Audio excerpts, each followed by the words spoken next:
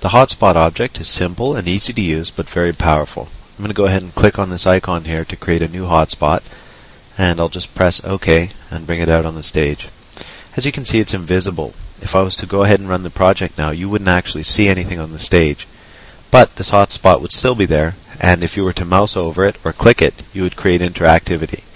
So let's take a look at some of the things that you could do with this. For example, you could create clickable spots within your background image. That is to say that you could create various zones on top of your background image that are clickable and interactive, or you could, for example, lay it over top several objects. Let's take a look at that, for example. I'll go into the gallery, and in the images folder here, I'll go into the logos folder and choose from this made with AMS folder a few different images. So I'll just go ahead and select, say, 5 random images. Okay? I'm going to move our hotspot, and I'm going to go ahead and move these images around like this. Now let's say I wanted to treat all of these images at once as a single button. That would be tricky to do because we have 5 separate little images. We would actually have to go from image to image and set up the actions one at a time. But not so with a hotspot object. In this case, I could create a hotspot object. I'll select Arrange, Bring to Front, and then I'll just drag it over top of all of our images.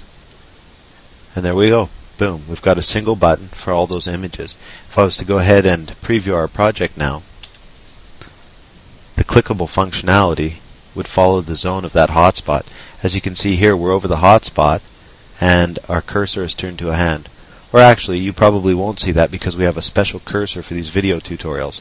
But suffice to say that there's the clickable area in our project follows this region out here, as opposed to the individual regions of these images.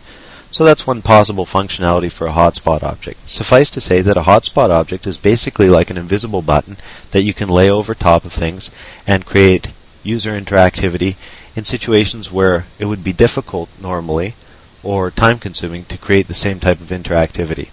So let's go ahead and take a look at the hotspot properties in the next tutorial.